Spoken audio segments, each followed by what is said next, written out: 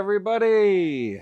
I am Steve, and this is A is for Alice, B is for Bob, and today J is for Jethro Tull.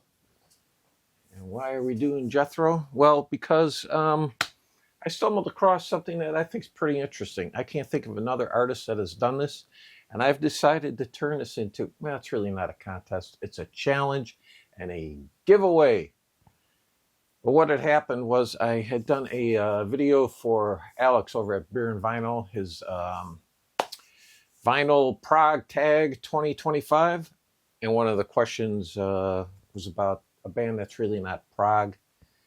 I said Jethro Tull because mainly the way their first three albums are, certainly those are rock blues albums, and even Aqualung does not come into Prague. I will give you the next album, Thick as a Brick, is Prague, but let me get on to the whole thing here. So what happens is this album, their debut, this was not Prague at all. That's 1968. Stand Up, 1969. Benefit, 1970. Aqualung, their most famous album, 1971. Here's where, to me, they do Prague. Thick as a Brick, 1972. I'll even say this is Prague. A Passion Play, 1973. Are you catching a theme here? War Child, 1974. Minstrel in the Gallery, 1975.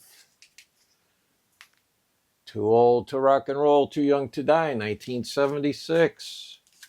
Songs from the Wood, 1977. Heavy Horses, 1978. Stormwatch, 1979.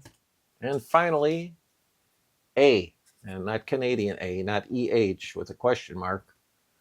A, the letter, 1980. That is 13 years in a row. They put out one studio album. Never missed a year.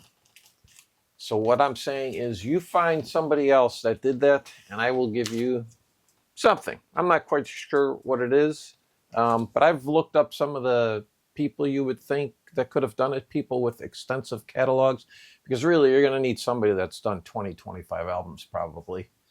Bob Dylan, Neil Young, Van Morrison. I could not find 13 years in a row where they did a studio album. So in order for you to win this, not only do you have to be the first person to come up with it, but also those 13 have to be proper studio albums. No live albums, no greatest hits, no compilations. So there you go. That is my challenge. I thought it was pretty unique because 81 they did not do an album. 82 they did Under Wraps. So I mean, it could have even gone on further, but for whatever reason, they took a break in 81. I think late 80, they put out the Busting Out live album, so they probably felt they didn't need to do anything for 81. But there you go. The details are in the comments. And that is it. Oh, you know what? And head over to Alex's channel if you haven't done the Vinyl Prague Tag. That's it. Thank you.